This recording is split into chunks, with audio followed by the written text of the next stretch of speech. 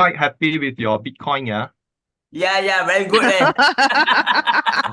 I also say about Bitcoin because 2 years ago I posted the video in YouTube asking people to invest. That time people thought I was crazy. I thought very nice. It's all about virtual crypto, virtual asset. Yeah, that's right. That's right. And I've especially given the link, and also I tell them, instructed them, given them the link, how to invest, how to open account. You don't have to buy the whole Bitcoin. You can buy bit by bit. That's what I told people how to do this. I also buy bit by bit, a few So hundred that's per why month. it's called bit by Bitcoin. Yeah, that's right. That's right. Yeah. If It was not meant for you to buy all this bit by bit. yeah, you don't have to buy one whole Bitcoin one. That one is cost a few hundred K. How to buy? Okay, Yeah. I think So I think that time it was less than 100K Malaysian ringgit, if I'm not mistaken. I'm not very good with figure. When we talk about it, I think Bitcoin was less than 20K US. About less than 100K lor. Yeah, that's right, Yeah. Malaysian ringgit. Because I buy in Luno one. I just keep in Luno. That's Yeah. all. Yeah, I don't really, because I just keep. That's all. Yeah, buy. Keep. That's all. So that time of the people say, oh, Bitcoin want to collapse. You dare to buy? Why not? Yeah. And also another one. I also recommended another one, but this is in our platform. Okay, so let's start lah. Yeah, let's start. Okay. Yeah. Okay, yeah. It's already 2 minutes. We talk too much already. Okay, hold on. Okay, I make you a host first. I think Yeah. all this talking I've actually hold on. Let me go to the Today a bit busy, especially after the Chinese New Year. Oh God, Augustine, I like your wallpaper. This one, all the Dragon Mountains. The hold on, need to find it the represents the Jiachen. All the greens and the mountain. Yeah. The year energy. Okay. Okay, can? You can host already. Yeah, okay. Yeah, I can host already. I know that.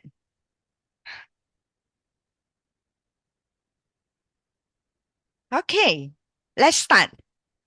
Yeah, good morning, everyone. Thanks for joining us today for this session of forecasting for the month of March using both as Chinese astrology and also global trends research from BC to see whether our each of our method of forecasting the month, does it align to the final outcome or not. Okay, so this month I will deem it as a month of letting go to achieve higher purpose. If we can let go and achieve higher purpose, I think generally it will be a good month, definitely. Okay, so let's go through the talk agenda for today. We will start with the introduction. Okay, a disclaimer, brief recap of last month's forecast, the influence of the 5 elements energy in March, which I will use the 5 elements energy from the point of the 4 pillar, the heavenly and the earthly stem, the I Ching site to forecast the coming month. And also BC will present on the geopolitical financial forecast in relation to what I sort of see from the trend of the 5 energy. And we will summarize what we have, what to expect in the month of March 2024. Okay. Disclaimer here, the content is purely based on what our study in the global trends in relation to the 5 elements in Chinese astrology. It's best that you exercise caution in investment, especially in such volatile situation, and do your own research. Everything has to come with a knowledge. When you want to invest, at least it will reduce the risk. Part of risk reduction is to have knowledge. Okay, so here we will not give any stock advice. If we happens to talk about it, it's just a talking point. It is a gossip point. Okay, it's not a real stock advice because we are not financial advisor, and we do not give stock advice in this platform. Okay. For those that I've seen a few new names that have joined, so let us just do a little bit of introduction on ourselves. I'm Evelyn, and together with my partner here, PC Wong. So I am an expert in Chinese astrology, and PC is actually an expert in global trends research related to geopolitical, financial, economic trends. So we have deployed actually these two methods that we can forecast the global trends. And from the research, we can also forecast the global trends from Chinese astrology. And we find that most of our forecasts from my point and from his point, in the end of the day, we have, almost like 90% alignment, okay, on what is predicted to be the outcome. Okay. So is like, so in at the end of the day, we have achieved like about 80% of accuracy to help our member to at least have this point of reference to know that what is the future trends that enable you to make a better potentially more profitable investment decision. Okay. Yeah. Okay. So last month in February is the beginning of the spring, arrival of the spring. So the whole 八字 actually also signifies the year, the Li Chun 八字. Okay, I have gone through that in very details in our annual analysis for our team members. This year is very detailed, and we even, I think PC also put in the ETF stocks and all this. This recording, if anyone is interested in this recording, is actually available at 68 ringgit. Okay, if you are interested. So for last month, it was a Ping Ying month, and then the year pillar is a Jia Chen. So overall, that the wood energy is strong, the fire energy is also strong, and we can see that I predicted that government is actually trying to control the essence of the people on the earth surface. In fact, this will be the theme of the year as well. And with questions that could this signify, a major change in of leadership in major nation?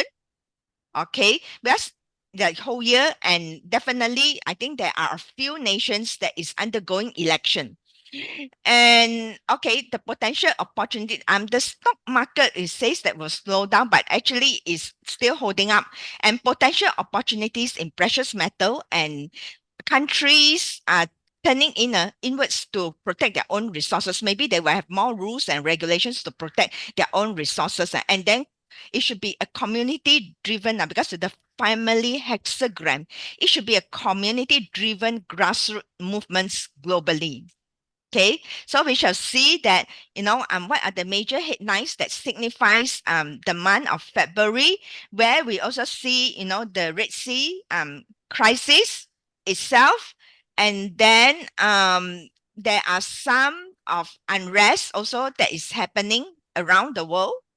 Okay, and okay, and also in 2024, it was stated that there is democracy and splittering of economics, which signify also that potentially there will be, major changes in this year itself. And there are, global efforts that people are trying to come together, the global summits like AI for good, the SDG summits, the Sustainable Development Summit, which is related to the energy, the G7, all these that the efforts that we want to come together to address complex challenges. Whether it's successful or not, that will also depends on, the heaven's luck and the man's action as well, because we talk about cosmic trinity, and this also applies in the global trends context. Okay, so let's go through the month of March 2024's energy, the 5 elements energy. Okay, the wood energy is strong. At the same time, it also has carry with it the fire energy is ting mao. That means the thing is sitting on resources. That's why the fire is going to be quite strong.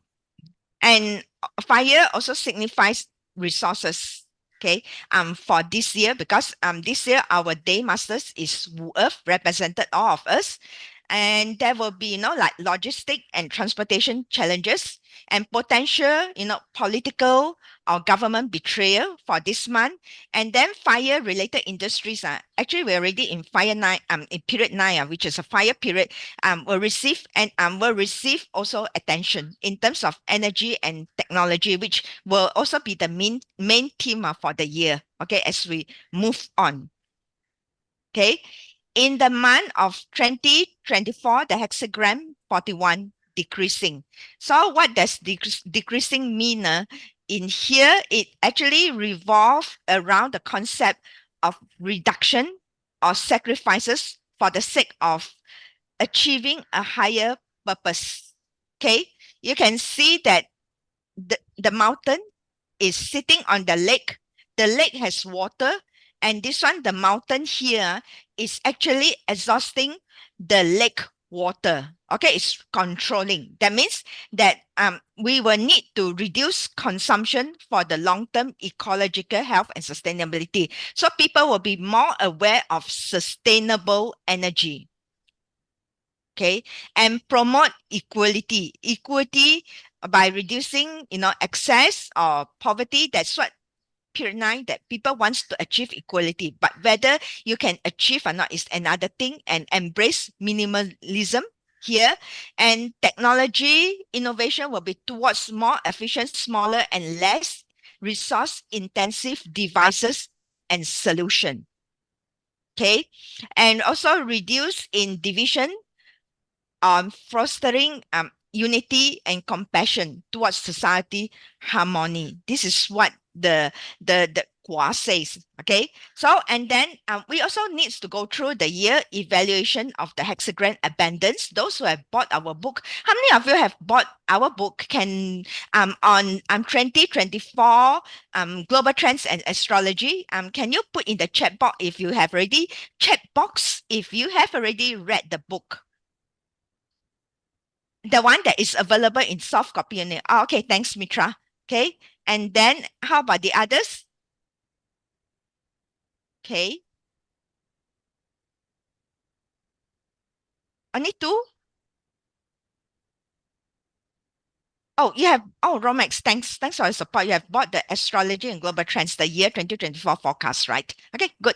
Yeah, and you have read. Okay, so you will know that this year that is the hexagram that evaluates the theme of the year is actually abundance. Okay, so right now, we have actually 6 lines. So normally we will divide each line into a time frame. So now we are already in the second line of abundance hexagram, where it stated that the abundance is bestowed upon individual that will receive generously. So which nations that have leaders or influential figures or societies that can handle abundance, prosperity they encounter will prosper. Okay, so you will know that this reflects which nations, okay, and also the way that the country is being run. Okay, so it is, if this is practiced, then they will receive abundance. Okay, and also I think this month, March 25th, we have the eclipse of the moon.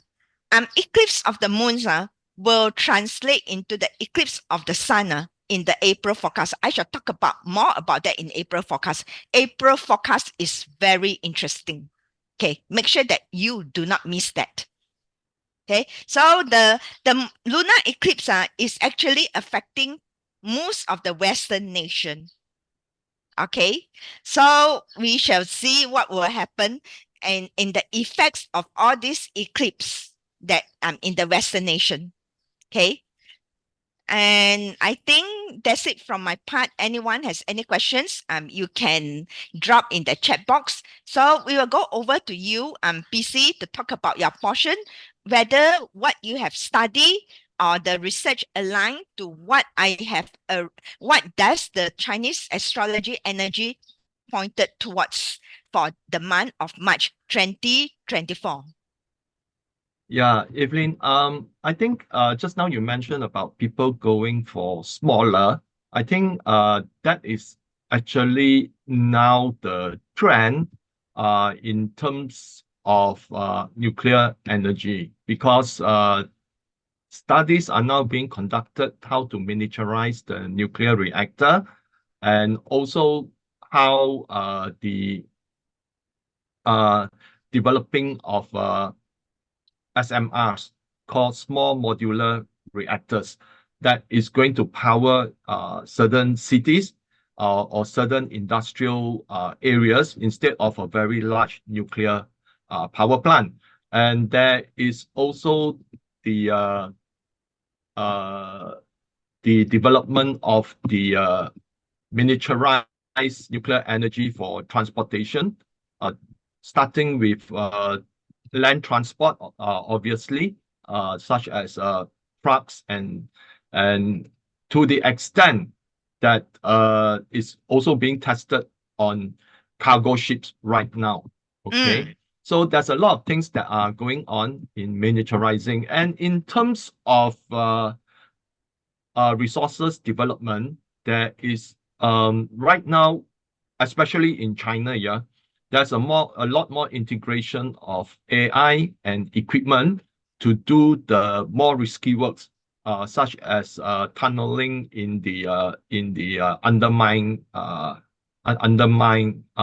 mines. Yeah, so that's what's happening, and also reduce the cost of operation being stopped because of accidents and such.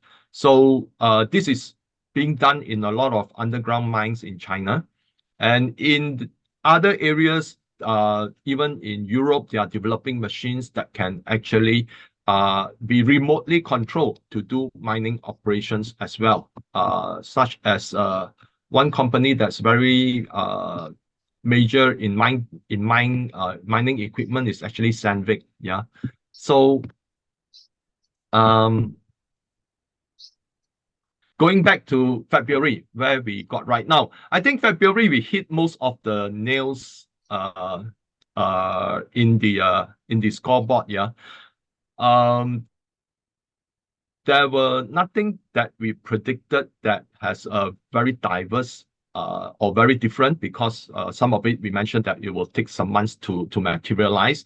But what we really got right was that the Magnificent Seven continued to lead the market, and the S&P reached a new record high. And at the end of Q4 2023, the government's interest payment on debt has reached 1.025 trillion. Okay, and this is a new record. We predicted that in fact, those who actually read our forecast in 2023, for 2023, I think I also talk about the debt would reach more than 1 trillion. And in our book 2024 forecast, I actually lay out the mathematics, yeah, that the US debt could be somewhere around 1.5 to 1.6 trillion in terms of interest payments. So let's see how it will reveal towards the end of the year. So inflation rose more than expected in January, as we predicted, and the US leading economic indicators remain weak, falling negative 0.4% month on month in January. This is the 22nd straight month-on-month decline in the LEI, equaling the longest streak of declines since the Lehman crisis, where we had 22 straight months of declines from June 2007 to April 2008. And year on year, it fell 7%. Now, deeper political crisis in the US as partisanship worsened between the political parties. We predicted that there's going to be a lot of contention, a lot of partisanship. So the New York State, which is a Democratic state, imposed a hefty $335 million fine on Trump, igniting furor among Trump's Republican supporters. So border crisis worsened as an estimated 2.3 million illegal immigrants entered the US in 2023. And the first few weeks of 2024 saw another huge amount of immigrants crossing the border.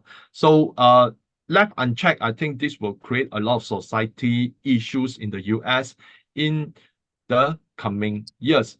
And it can easily ignite as soon as we know the results of the 2024 elections, okay, which is another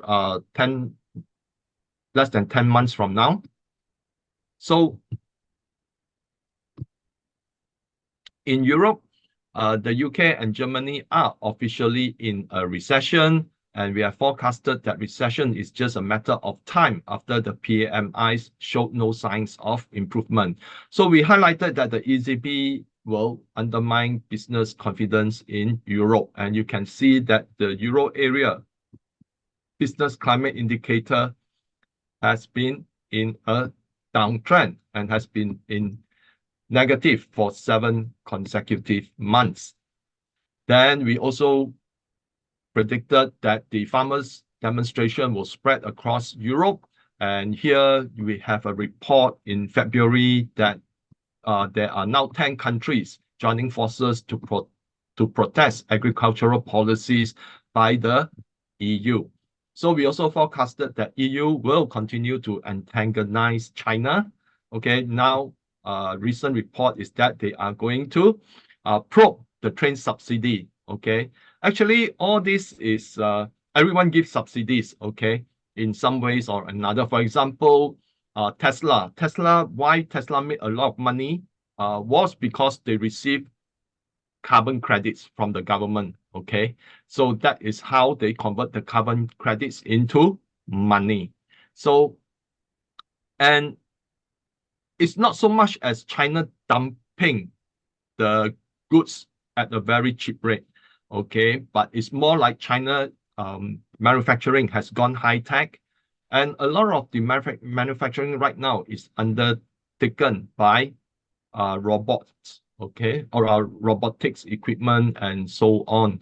So another thing is that China's integration of AI, AIoT, artificial intelligence of things, and IIoT, industrial internet of things, all these are being integrated in the production area, that a number of plants in China right now can actually manage their operations with very few personnel.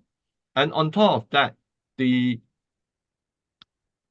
can actually operate in very low light environment, because everything that is in the manufacturing line is being done through a series of sensors. Okay, so you don't require a very bright area to operate, and in that situation, they can actually operate for very long duration. Okay, it could be 24/7, or it could be more extended hours of operations. So again, we say that NATO would continue to move east, and will continue to see China as a threat. And this is the most recent one, where Stoltenberg mentioned that China is illegally approaching NATO. Okay, NATO is not coming to Asia. Well, he never mentioned about the NATO ships that are, transiting in the South China Sea, and sometimes very close to China. Okay, but China is coming to us. We see them in Africa. So I do not know when NATO actually owns Africa. We see them at the poles. Okay, China and Russia have a joint cooperation at the northern pole. Okay, and the pole doesn't belong to NATO, it belongs to Russia as well.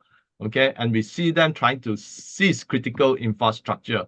So I do not know what he meant by critical infrastructure, because a lot of the Western nations have not undergone a tremendous amount of infrastructure projects in recent times, okay, except for maybe those that associated with energy.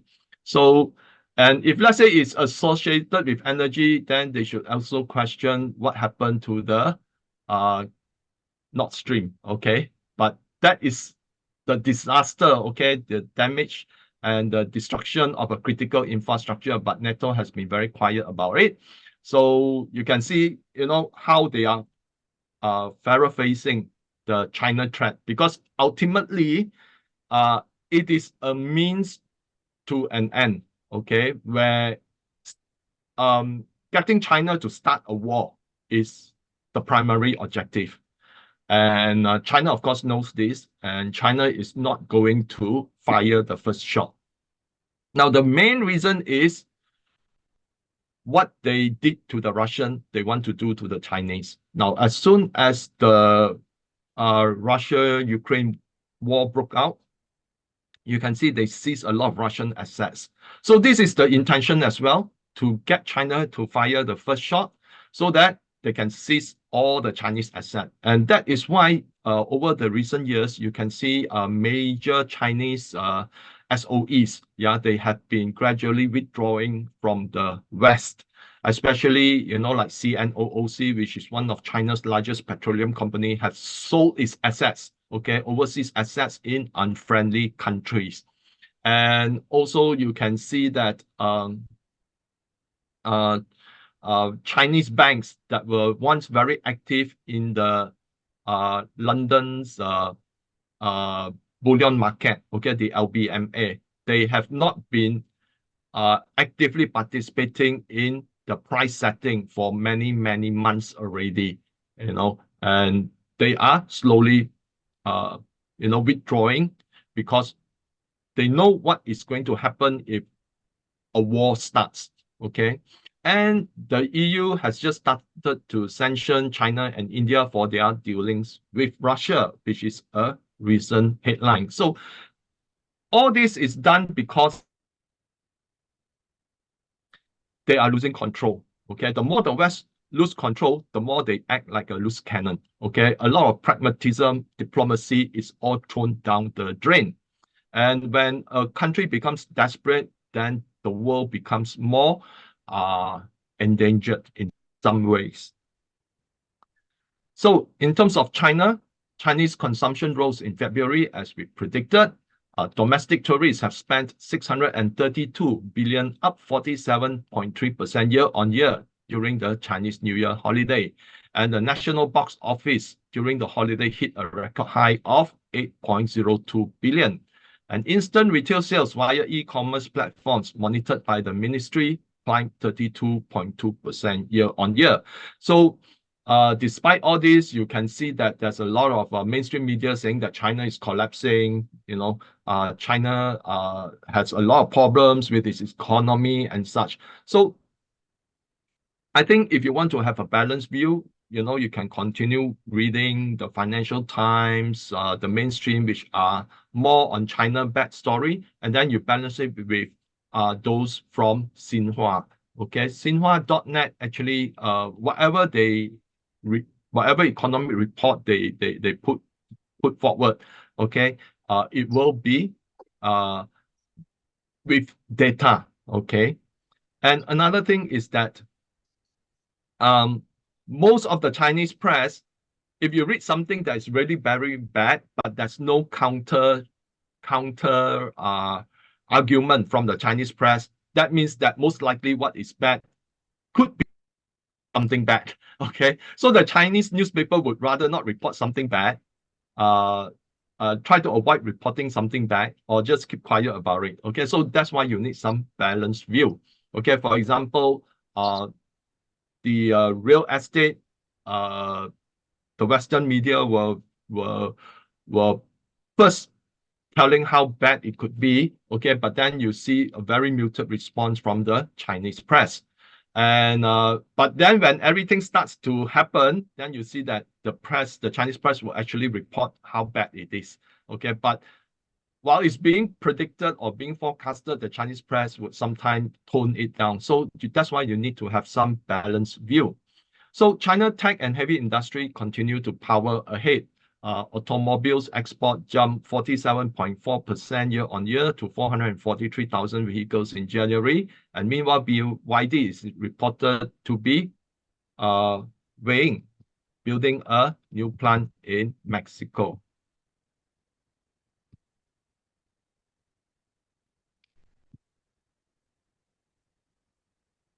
So BYD, if you have read its news, it is now fast expanding, okay, into Latin America and into Eastern Europe. They are building a major plant in Hungary, and in Southeast Asia, they already have plants in Thailand as well as in Indonesia. So they are very, very aggressive, and BYD has overtaken Tesla as the #1 EV producer and manufacturer. So the real estate in China, as we say, will always be a battle of some signals that seems to be on stabilization, but then it drops back to being weak. Okay, there's this continual trend over the past few months, and more cities registered decline in prices in January. 56 of 70 large and medium-sized cities saw month-on-month declines in new home prices, down from 62 in December 2023, so slightly better. Additional 68 such cities registered price declines for second-hand homes compared to 70 in the previous month. So overall, it's slight improvement, but still remain challenging. And we predicted that gold consumption will continue to grow in China, and gold, silver, and jewelry sales were up 23.8% during the Chinese New Year. So another interesting trend that is coming out from China is that the buyers of gold are not the elderly people, okay, but very young people. So, and I read a report just last night that during this Chinese New Year, people like to send ang baos. People are actually, sending gold grams instead, okay, instead of cash. So it has become a very huge trend, and young people are increasingly seeing that gold, is a protection of wealth and a good saving strategy, because they know, okay, like the real estate will take some years, okay, to actually stabilize. So they they prefer to put their savings into gold. And the remarkable thing is that China's savings rate is very, very high. All in Chinese savings are estimated to amount to about $18 trillion. So let's look at the economic indicators for the US, and you can see it's like, a sea of red.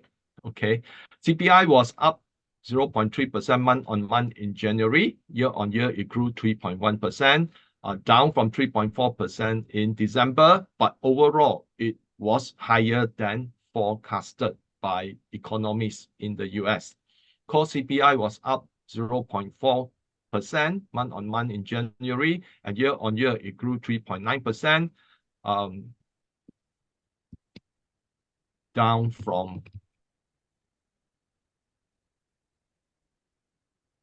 4% in December. PPI was up 0.3% month-on-month in January, and year-on-year, it gained 0.9%, down from 1% in December. So the problem with the US right now is that the Fed has set a target of 2% before it will consider cutting interest rates. So as long as inflation remains high above 2%, the Fed will be reluctant to cut.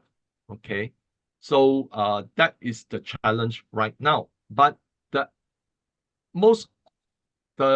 market is actually predicting that the Fed will be aggressively cutting further down the road. And that is why, because of these expectations, the US market continue to move up, because they see that the interest rates cut will actually push the market higher. But for those who have seen my recent presentation with Casey Lau, at the end of the presentation, I actually show a chart that whenever the Fed cuts interest rate, it always comes with a recession, okay? and the stock market would actually fall accordingly. So sometimes I do not know why people think that if the Fed cut interest rate, the stock market will go up even higher, because past few recessions and where the S&P has fallen, okay, has been driven by, not driven, okay, has been in conjunction with interest rate cuts. So let's see what will happen later in this year, because the Fed is still projecting that it will cut towards the end of this year. So retail sales came in at negative 0.8% in January, and year on year, it just gained 0.6%. Net retail sales less CPI was negative 2.5%. So if you look at it, the negative retail sales have a very huge impact. And for some months, I've been saying that the more the consumers spend on credit, it will come a point where they will be tapped out of credit. And that's when retail sales will start to fall.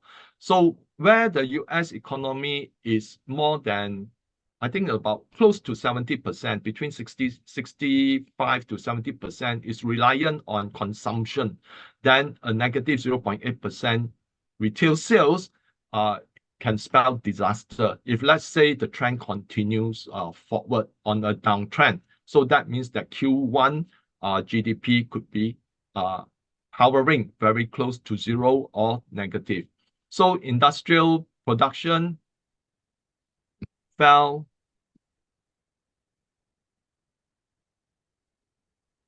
negative 0.1% month on month in January, unchanged year on year. So the housing index came in at 48 in January, up from 44 in December, but since it's below 50, it's still in contraction. Housing starts fell 14.8% month on month in January, while housing permits fell 1.5% month on month. Existing home sales rose 3.1% month on month in January. Year on year, it fell 1.7%.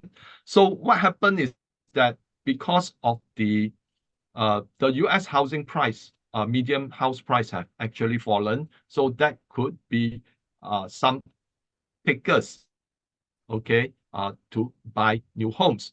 And the other thing is that the fall in the price of homes resulted in those owners of the homes to maybe consider wanting to sell them, okay, sell their existing homes. So last month, the new home sales actually were pretty strong as well, because the developers are throwing in some very, very good promotion, okay, like very low interest rate for the first 3 years, and subsequently it revert back to a much higher interest rate.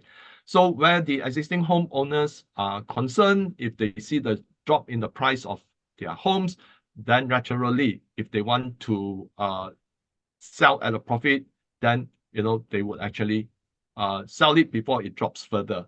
So preliminary PMI for manufacturing came in at 51.5, while services came in at 51.3, indicating that it's still in an expansion stage. So the Conference Board leading economic indicators continue to decline in January, as I mentioned just now. Okay, so fell 0.4% month on month, and year on year it fell 7%. So here is the longest streak of LEI being in negative during the housing crisis. And here we have longest negative streak as well. So whether it will bunch up here and then subsequently fall down, like what happened here, then remains to be seen. Okay, but some people are anticipating that this may signal a bottom and it could be going up. So that is why there is also optimism. But overall, it has been in negative territory for so long, and normally it doesn't signal a good recovery, okay, without a deeper fall. Like what happened here, there was a brief recovery and then it fell deep, and then it fell deeper. So US consumers, reason for the sharp fall in retail sales shows that the US consumer is tapped out of credit. And here are two charts. If you are into Twitter, then I would recommend you follow Game of Trades. They come up with very, very interesting charts and to let you know about the situation of the US economy. So you can see that personal interest payment, okay, on personal loans, credit cards, and all those, have risen sharply in line with the increase in interest rate. So it goes all the way back to, like 60 years ago, okay, when you measure how high it has actually gone up, okay, versus 60 years ago, okay. And here, credit card defaults are at record levels, much higher than during the COVID crisis and the housing crisis. So the delinquency rate, as it continues to fall, then that also could be the reason why homeowners want to sell their homes, because they want to lock in the equity before it fell further, or because they are so heavily in debt that they need to sell their asset in order to get out of debt. PC, I would like to just Yeah. interrupt a bit that you say 60 years ago. 60 years ago is a one cycle of this 60 jiazi is also a wood dragon year. So definitely there will be some trends that happened 60 years ago will repeat in this year as well. Yeah. Okay. So then the banks are also tightening lending, okay, for the US consumer. And here you can see the red line, banks reporting stronger demand for consumer loans, okay? But then also the blue line, banks are tightening standards for consumer loans. So because of the high interest rate, the banks are very skeptical of the consumer ability to pay off their loans. And that's why their tightening standards have increased, even though the consumer demand for loans have increased. So the consumer is basically tapped out and they want to borrow even more, okay? But the banks are reluctant to lend, and that's why the consumer is continually being pressed into a tight corner. So this could end very badly for the US consumer, and that could mean that they will be unable to pay for their housing loan. They can be evicted. If they struggle to pay their rent, and that is also in line with the trend of last year, where US homeless actually reached a new record high. So if you look at it, median home prices have been falling, and if you look at it, dating back also 60 years ago, this was during the lemon crisis, and right now it has fallen even deeper, more than 10%. Last time, a fall of 10% is enough to bring the whole housing market to its knees, and right now it has fallen even more than 10%.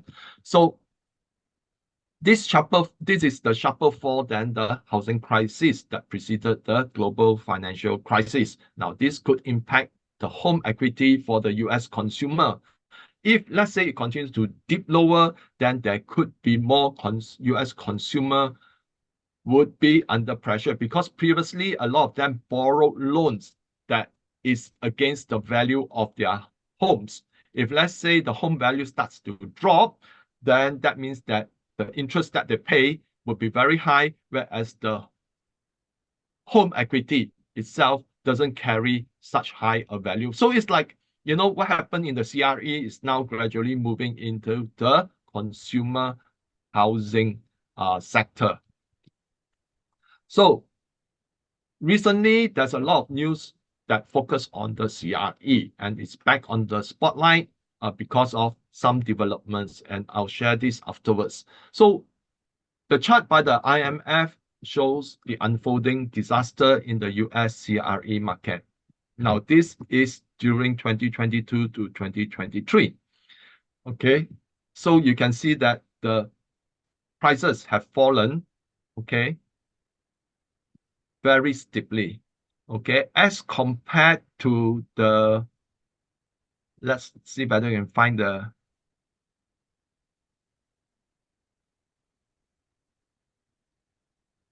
equivalent. That was in 1983 and 84.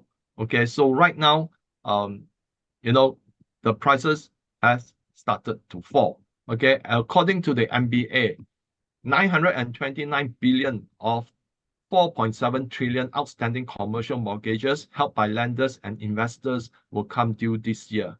Okay, so earlier people were saying, hey, it's not that bad, it's just a few hundred billion, but right now it's closer to 1 trillion. Okay, and if we look at 1 trillion, that is close to 20% of the, more than 20% of the outstanding loan. So that is why, they have to refinance. Okay, if let's say they are unable to refinance, then they have to sell. And that's why recently there's a spate of news that office buildings in the US, some are being sold at 80% discount. Okay, and Moody reported that the US national office vacancy rate is at an all-time high of 19.6%. And this is happening just as the banks are tightening their lending. So that means that some office owners, office building owners decide, if I'm going to pay, double of what I used to pay in terms of interest, then, I might as well cut off my losses, okay, and sell it at a loss. Because if they refinance based on the full value of their loan, whereas the building have actually fall in price, then, they're going to pay much more. And normally, they are also not going to get that amount of loan, because if the office has fallen in price, the bank will loan based on the value of the building. So if let's say it has fallen, they are not going to get the full 100%, and they have to top it up for whatever the balance is. So that's why office building owners are selling at a huge discount to escape the debt trap. So the other thing is that the banks are tightening themselves. Okay, the bank credit has actually fallen, and you can see that this was during the dot-com crash, and this is during the global financial crisis. But right now, if we go back to 50 years ago, this is the second time that it has fallen so deeply into negative. And CRE delinquency rate, is trending up. Okay, so this was during the global financial crisis, and you can see that it's already slightly above during the pandemic crisis. And CRE stress is spreading, and it's not in the US. Okay, the banks from Japan and Germany have not been spared either. Okay, here you see the Aozora Bank, is facing a crisis, and the German bank as well. Okay, each bank could pose a financial risk to other banks within their respective banking system, because banks often rely on each other, okay, to move funds, okay, in support of each other sometimes, okay, via the repo market, and also sometimes they hold bonds of certain banks, of other financial institutions, because bonds are sometimes seen as a safe asset, especially it comes from a bank. But if let's say the bank becomes distressed, then it could actually have a cascading kind of impact, okay, on the rest of the other banks within the banking system. And the other thing is that the BTFP loans will expire on 11th of March, okay? And here you can see that the banks are exposed to a loan of 164 billion, okay? So these banks, once it's expired, they cannot borrow any more money against their balance sheet. Last time the BTF loan was supposed to boost the balance sheet, okay, because a lot of the losses, okay, that are reflected from the fall in the price of bonds which banks hold as an asset, have fallen in value. So the balance sheet actually took a dive. So what happened was the BTFP loans was supposed to help plug the losses from the balance sheet. But what happened was the banks used that money, okay, and then roll it into into another roll it into the Federal Reserve's where they earn extra 1%.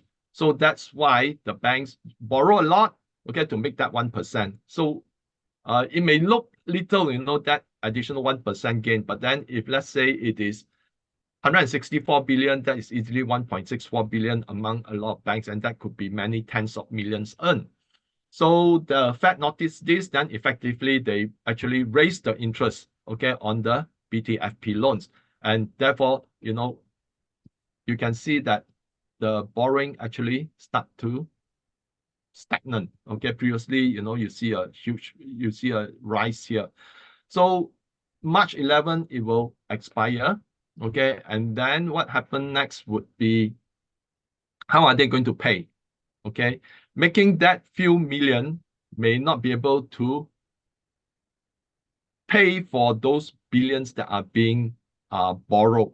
Okay, and this could also put many of the banks at risk because their balance sheet is not hurt just by the falling price of the US Treasury, which they hold in as assets, but also the commercial loans, which are also part of their assets.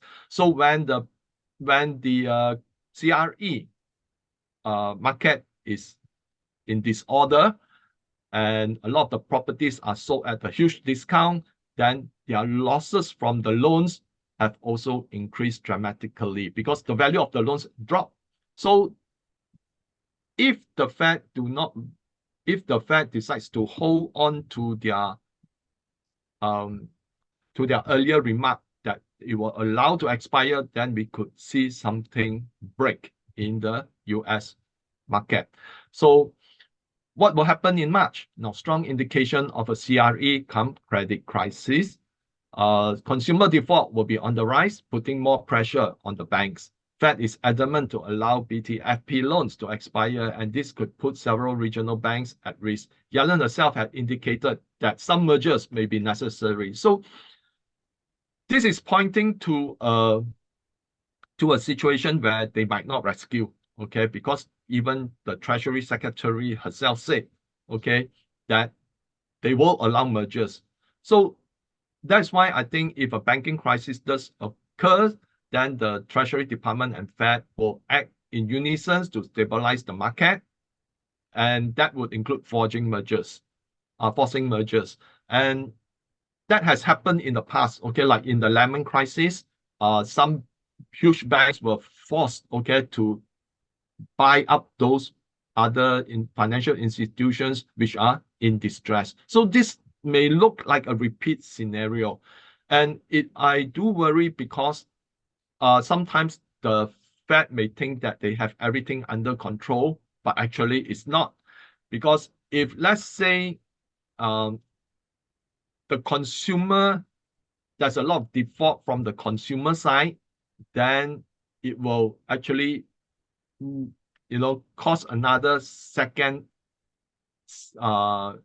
cascading impact on the banks because CRE is very tied up with the tied to the regional banks, okay? And regional banks borrow a lot from the BTFP to stabilize their balance sheet. And if let's say the regional banks also faces a rise in default by consumers, then that could be another event that could deteriorate their asset quality. So perhaps the Fed already understand this, or the Treasury Department understand this, and therefore, they are hinting to the market that they may be looking at mergers instead of bailing out every single bank. So naturally, I think if they choose the hard way, then the market may see some impact. So the stock market may see immediate losses in the event of another banking crisis, but will stabilize when the Fed and Treasury Department come to the rescue. So there may be a huge down dip but eventually it will stabilize. But I worry that it may not go back up to the pre-event, okay? Because if let's say it happens, it will cut quite deeply. And this is something that I think investors need to be uh, uh, looking at. You know, if you are already making some profit, you may want to take some profit right now, okay? Not financial advice, but sometimes it's prudent before a singular event that could that have all the facts showing that it can actually impact a financial or banking system. So therefore, we will likely see some profit taking at the start of the month ahead of the expiration of the BTFP loans.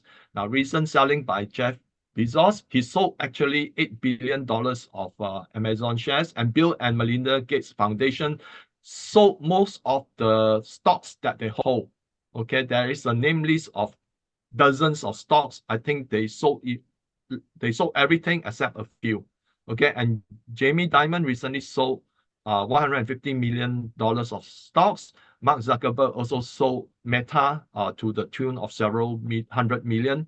So it's a sign that many of the smart money believe that the stock market has reached a frenzy phase. Now, Stanley Druckenmiller, another well-known fund manager, he has actually sold quite a number of tech stocks and has recently bought into Newmount as well as Barrick. Now, those two are actually gold mining companies, and Barrick also has copper. Okay, and recently there is some news that people are moving their money into safety, into some safe investments. So government debt is currently at 34.33 trillion. By the end of March, it will be closer to 34.5 trillion, and annual interest payment will be firmly above $1 trillion a year. And gold will shine due to the potential of the crisis to get out of hand. So let's look at Europe. Europe area GDP grew 0.5% in 2023, and UK GDP grew a paltry 0.1% in 2023. So Euro area CPI came in at 2.8% year on year in January, down from 2.9% in December. UK CPI came in at 4% year on year in January, unchanged from December. So Euro area retail sales came in at negative 0.8% in January, down from 0.4%, negative 0.4% in December. UK retail sales came in at 0.7% in January, up from negative 2.4% in December. Now, German manufacturing PMI came in at 42.3% in February versus 45.5% in January, while services PMI came in at 48.2 versus 47.7 a month ago. So although it may seem like an improvement, but anything below 50 is still a contraction. France manufacturing PMI came in at 46.8 in February versus 43.1 in January, while services PMI came in at 48 versus 45 a month ago.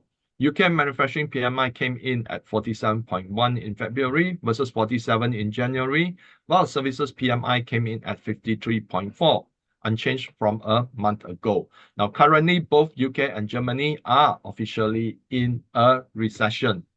You can see that the CPI would, just like the Fed, the ECB is predicting that they want the CPI to be at 2% target.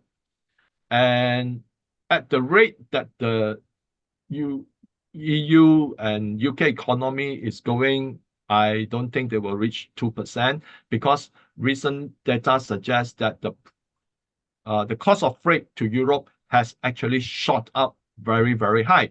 And that is because of the crisis in the Middle East.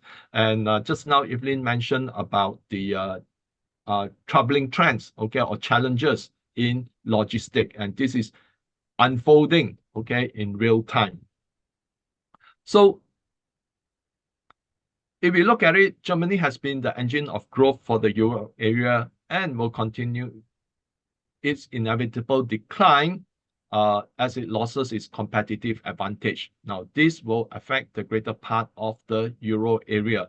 So Germany actually was previously very competitive because of the cheap energy from Russia. The moment they sanctioned themselves, okay, from access to Russian energy, then that is when their decline started. And in fact, in 2023, we predicted that the inevitable decline of Germany because of rapid deindustrialization. So, and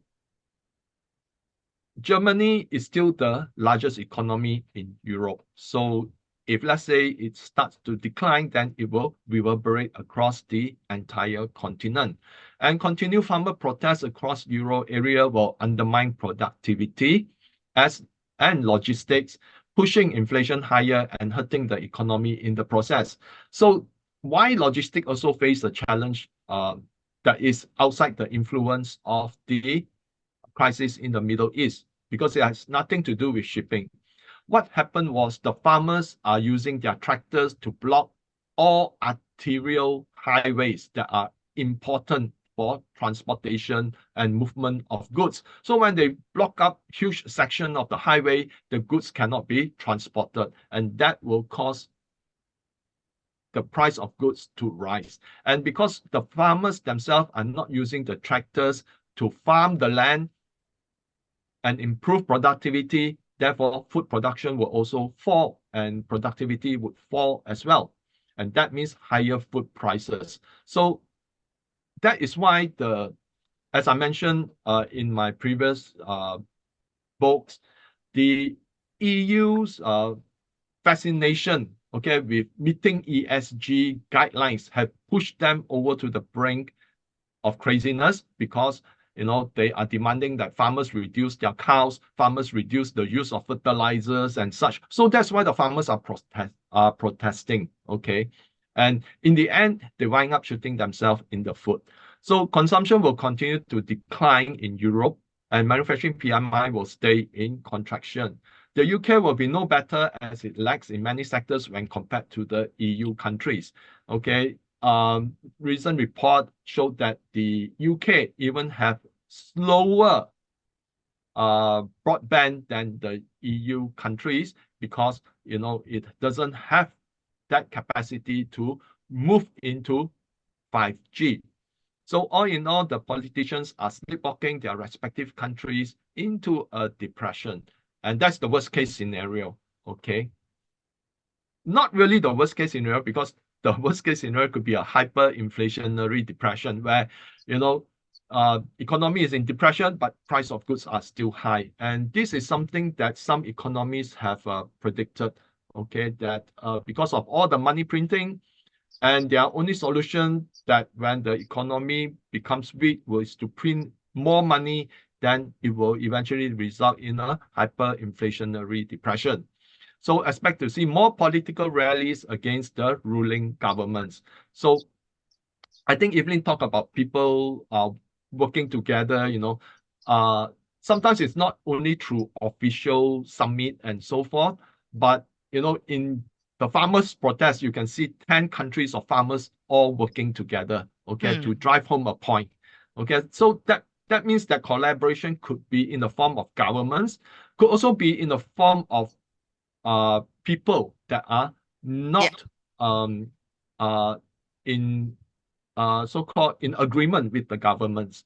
So the EU will continue to shoot itself in the foot when dealing with China. I expect Europe trade deficit with China to remain high. So China would definitely reciprocate whatever the EU did, okay? And therefore, it's such that the Chinese only wanted high-end products from Europe, okay, such as the technology side, the technology sector, products from the technology sector, but the EU is not selling to China. So that's why for the ballooning deficit, you imagine that the deficit is so high because each machine of ASML costs several hundred million. So if China buy, dozens of those, that would be enough to put EU in a trade surplus. But they since they do not want to sell, therefore they actually have a trade deficit. And the thing is that, you know, the Chinese citizens right now, okay, have a lot of choices. Last time they are very crazy about European brands, but right now there is actually a renaissance within China itself, where certain chic brands, yeah, of homegrown developed fashion, you know, has moved into the mainstream. Okay, and that's why the recent Chinese government policy included a section whereby they want, in promoting the private economy, they want to establish a policy towards promoting Chinese chic brands.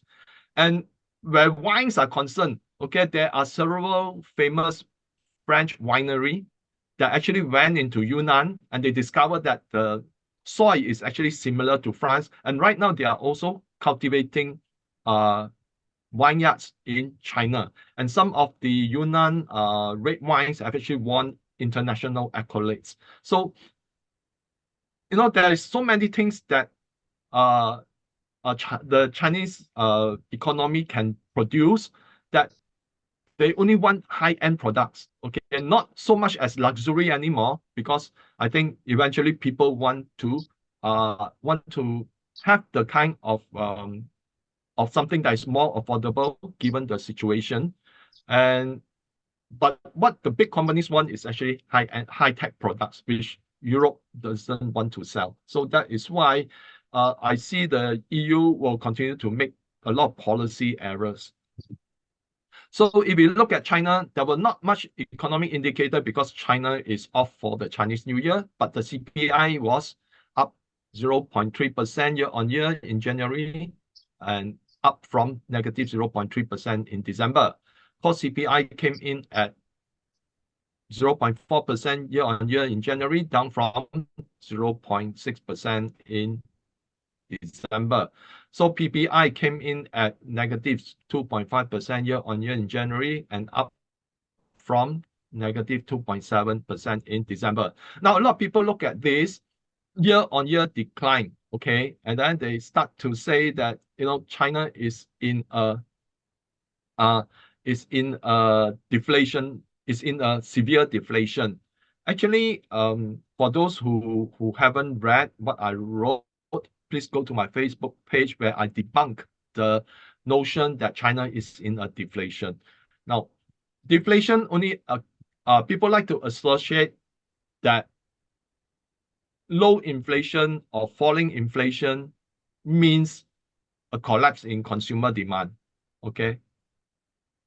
If, let's say, there's a collapse in consumer demand, you wouldn't see the kind of sales that I shown you just now during Chinese New Year in China. Okay. And the other thing that fall in prices of goods could be due to improvement in productivity, which China actually did. Okay, they have improved their productivity in terms of making goods in abundance and cheaper because of the applications and implementations of high tech. The other thing is that China also have source of cheap energy from Russia, where gas and oil that is sold to China is at a discount from the spot price. So that is why China enjoy cheap energy as well. So all this added together would result in lower price of goods. So do not be mistaken that, you know, people look at inflation, the CPI. Yes, if let's say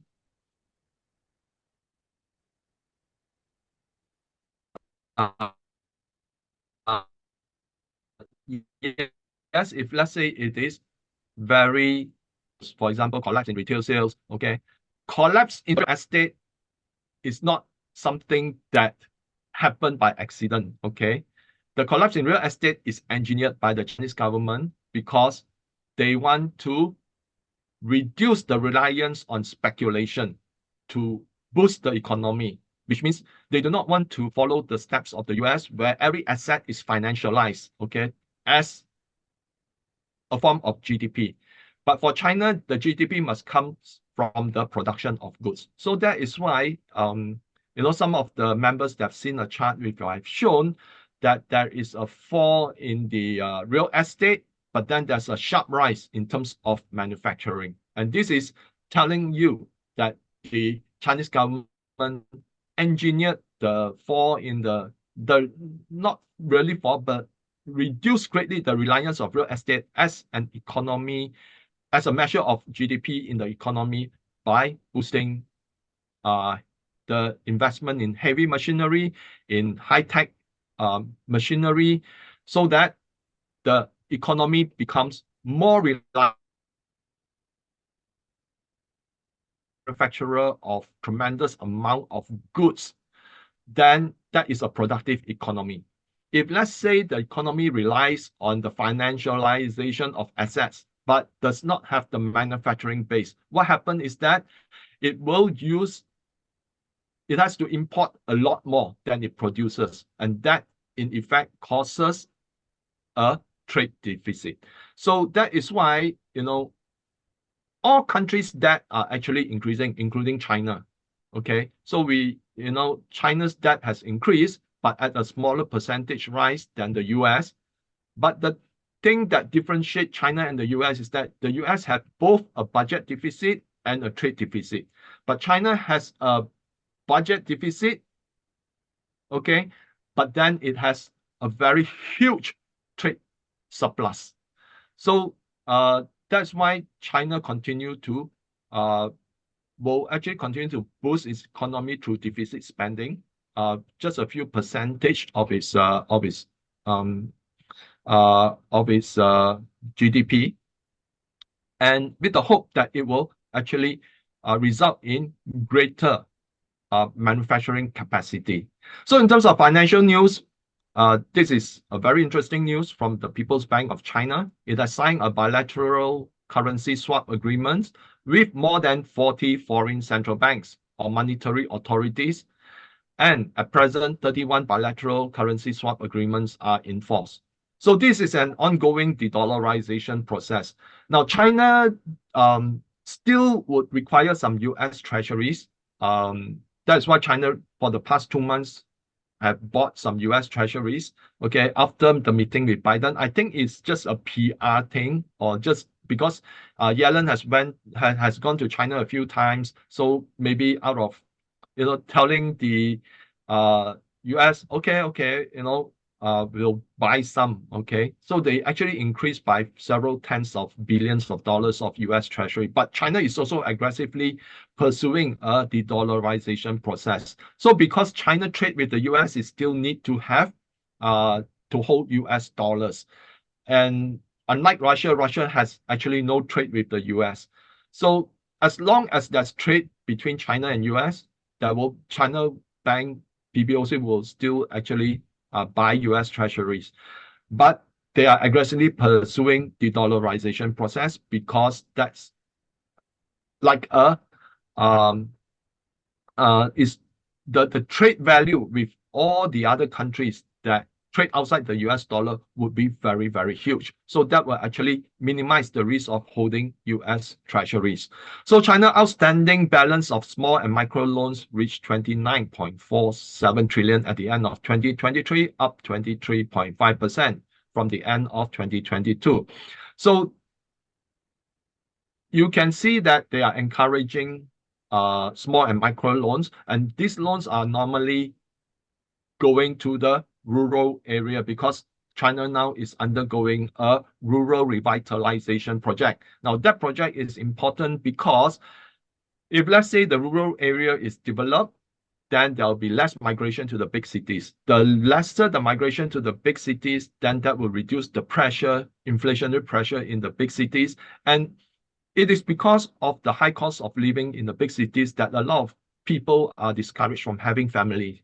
So that's why they are doing rural revitalization in the hope that some people from the cities will move back up with the knowledge and capital as well as technology that they have from the major cities to the rural area cities and expand the economy there. But I think if this trend is anything, the government is expected to provide support for the economy in 2024 as well. So what could happen for China in the month of March? Now, China economy will continue to grow in March, driven by domestic consumption, government's policy to promote private economy and provide fiscal support. China inflation will remain low due to expansion of productivity through the adoption of technology and supply of cheap energy from Russia. China high-tech and heavy industry will continue to thrive due to increased foreign participation in the sector. Now, there's a lot of foreign companies right now are partnering with Chinese companies, especially in the field of EVs and batteries. Okay, and this will continue because they do not have that capacity, or they do not have that kind of development, like in Germany. Chinese batteries are the cheapest. Okay, Germany doesn't develop its own batteries. They have to buy from China. And right now, China has pushing EV to a new level through the implementation of having ADAS as well as LiDAR in their autonomous driving. So, that is something which every electric vehicle manufacturer wants to participate in. Okay, and that is why we see some German companies are investing into Chinese companies that can provide this advantage. So the real estate market will remain a challenge until price stabilize. And price stabilization would happen if, let's say, consistently, okay, there is some small growth, okay, in the real estate market, not when, there is price falling, okay. Even if it reach zero, okay, you need to see it turning into positive before, it's called stabilize. Otherwise, if it reach zero price fall, but then next month it fall, that's not called stabilization. So the internationalizing of the RMB will increase as more countries use the RMB for international trade with China. And more breakthroughs in technology could be coming out of China.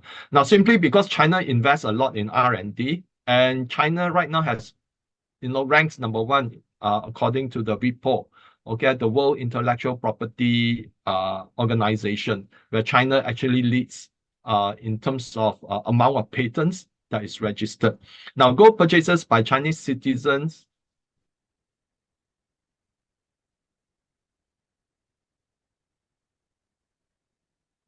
will continue to be strong in March.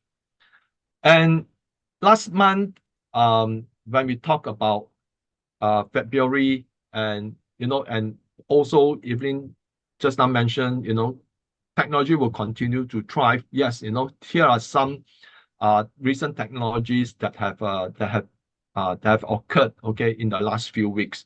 Now, Chinese scientists slowed down light by 10,000 times in an experiment, and this achievement could benefit advanced quantum computing, optical communications, improved satellite tech, and night vision devices.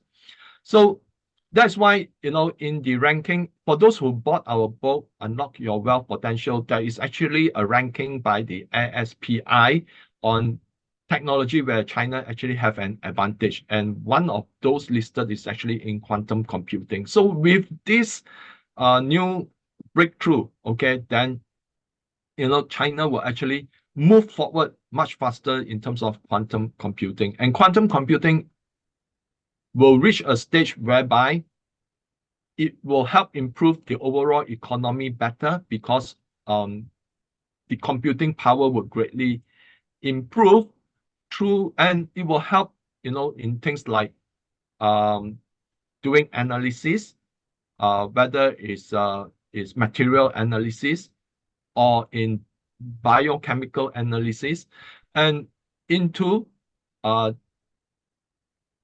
building models, okay, of systems and such. So then another new technology is that Chinese scientists create new forest ceramic, which is suitable for use in extreme conditions, and it may have applications in aerospace, energy, and chemical engineering. So because this new ceramic material can actually withstand tremendous heat, and therefore it make it very important in aerospace and chemical engineering, or even in terms of nuclear reactors. Then, of course, in the US, we have the first chip implant in human brain, and the first human patient implanted with a brain chip from Neuralink appears to have fully recovered and is able to control a computer mouse using their thoughts. Okay, but soon after, China came out, okay, that they actually have a brain chip which help a paralyzed man regain mobility. So you can see that both countries are in some areas are neck to neck, okay, in technology and development. So in terms of geopolitics, the Middle East crisis continues to put pressure on shipping, and freight rates have skyrocketed. So this is how much the freight rate has actually increased by 106%. Now, this was during the post-COVID, and then it increased 168%. Now, if let's say it continues, okay, then it will spell even much higher freight rates in the future. And invariably, this will lead to higher inflation, especially to Europe. US and UK commitment to security in the Red Sea is limited due to insufficient military assets in the area, and recent airstrike on Yemen assets on land did little to deter the Houthis. Recent bombing at Rafah in Egypt by Israel could widen the conflict area.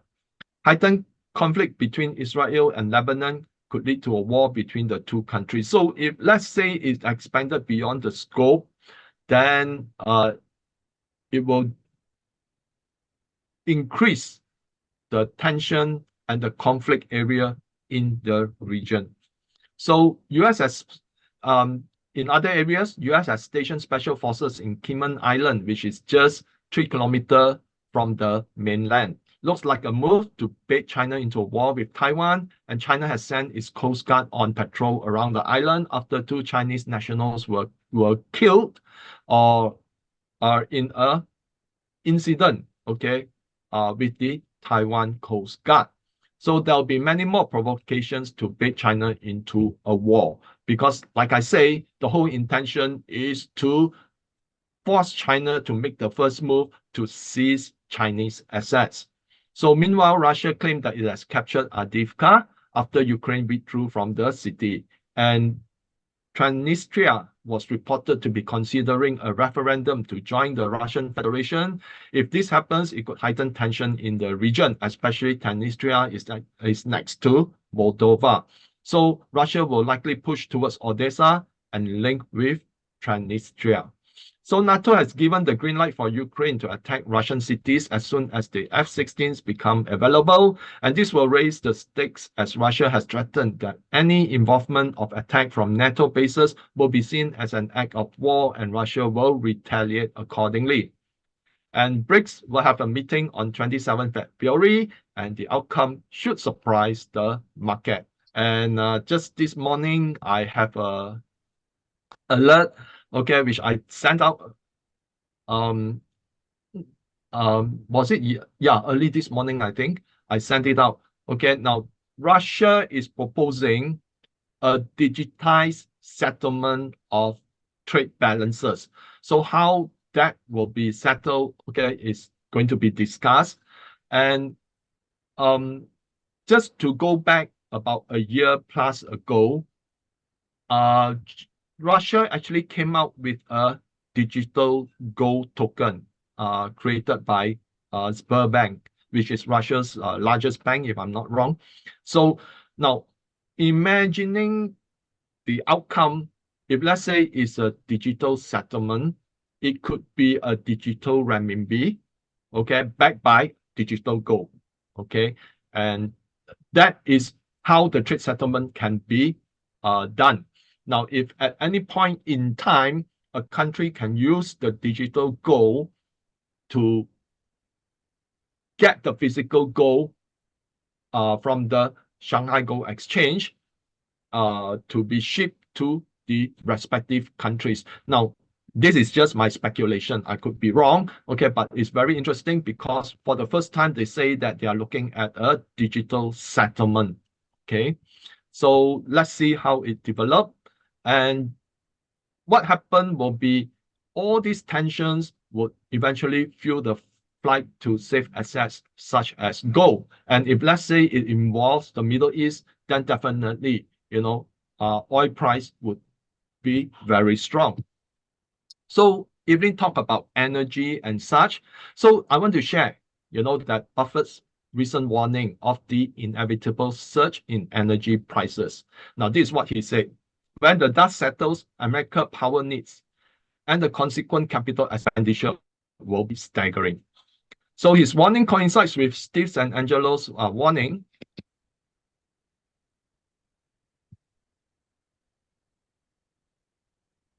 that it now costs more to extract each barrel of oil, and geopolitical tensions will further fuel the demand for energy, and energy security has become paramount. So to every country, energy security is the most important thing of all, because without energy, it cannot power the industries. So demand for coal is expected to increase as a cheaper alternative to oil if, let's say, oil price increases. Now, meanwhile, after a correction in February, uranium could push higher again in March as major producers such as Kazatomprom, Chemical, and Orano all missed their production targets in 2023. And analysts are also signaling a bottom for copper and lithium. Now, the significance of copper and lithium because they are part of the new energy. So this is, I think, this is the first time I discussed the energy section, mainly because of Evelyn's chart, which shows that energy will gain attention. So these are what has happened recently, which I think is an indication of a possible outcome in the near future. So summary, Evelyn. Okay, yeah. Let me share my screen again. Yeah. Okay, before we go into summary, let me just go through. Okay. Yeah. Okay, we have seen some interest in people that on this astrology and global trends. And for those of you that still, want to join us for the next 10 months, okay, until end of this year's forecast, you can do so. We will give a discount because actually to join us is at 188 now, and I will give a discount of 168, okay, for this astrology membership where you can access our annual talks that has just passed on it, I think last 2 weeks, which is valued at 68 ringgit. Or you can just buy the annual talks if you are interested to join the annual talks, and then a complimentary ebooks on the global trends, this book. For those who already bought the book, actually you can use this to offset, and the membership will be only 128. There will be a choice here, and there will be early access to our talk today, like recording maybe tomorrow or the day after you get it, and together with the slides that we presented as well in a Telegram group channel. And there will be a private Telegram channel to access discussion and more insights.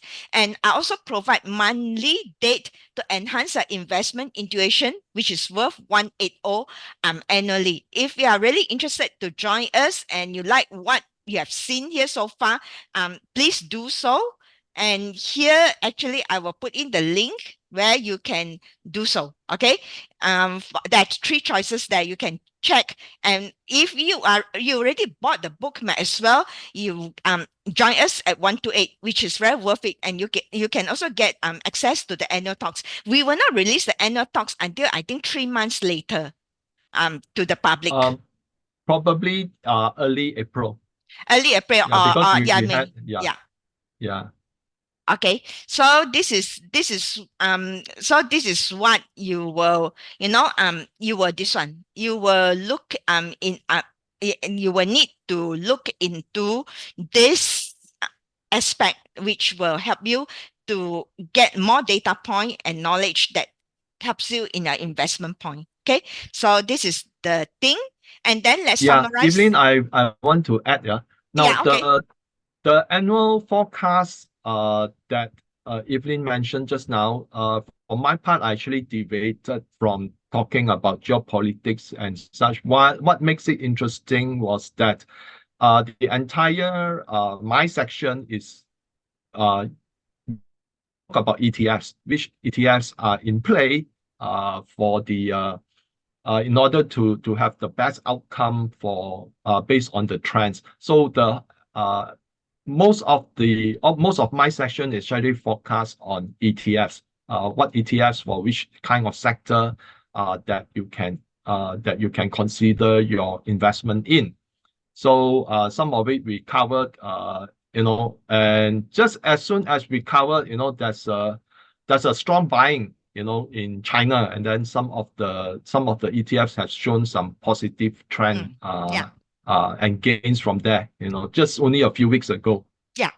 It shows promising trend immediately after I think we talk about all those ETFs in different sectors, which PC share. Because in previous year, we do not share individual company stocks, but we can, bring value that we wanted to ensure that, because we tell you that what sector to invest, but sometimes you do not know where to invest. So now we are telling you that one of the best way to invest to get exposure to all these potentially prominent elements, then you can invest in the ETF. Okay. If you buy the talk, maybe we will send it to you by tomorrow. Within 24 hours that you can listen, you can access to the talk already. Okay, so let's go through the summary for this month. Spring, the spring wood energy, Ting Mao, actually spring at its peak now. So what signifies, the growth sector prominence, such as the fire sector. Fire sectors also not only technology, but also energy. So March will still be an optimistic month. Okay. And definitely the global trades route will have some challenges in this one in this month. Okay.